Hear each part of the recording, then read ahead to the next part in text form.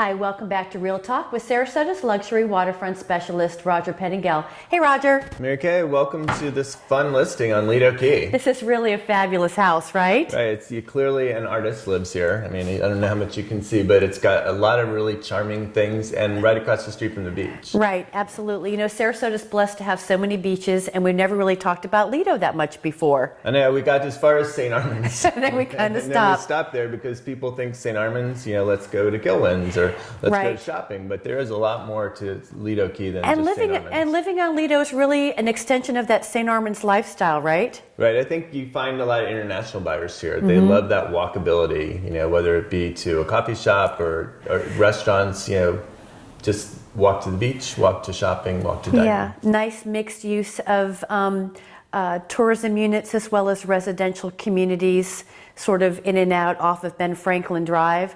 And hotels, right? Yeah. And then you also have the Ritz here. So the Ritz Beach Clubs, which supports the different memberships of the Ritz, as well as the Ritz residences. And a great history here on Lido. Lido Key opened to the first automobile traffic back in 1926, believe it or not. Wow.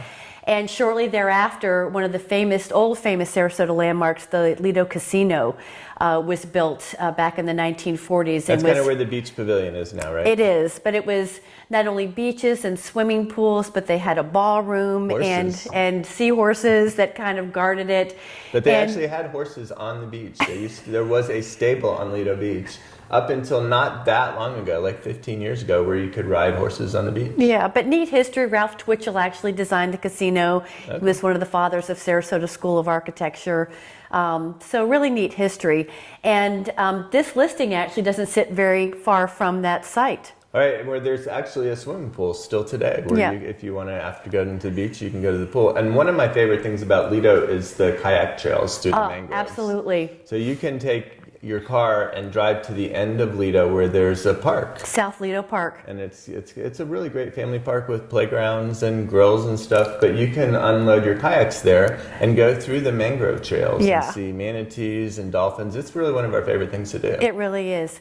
So if you'd like some more information on this new listing on Lido, I hope that you'll call us or visit us online at longboatrealestate.com. We'd love to show it to you. Thanks so much for joining us on Real Talk. See you next week.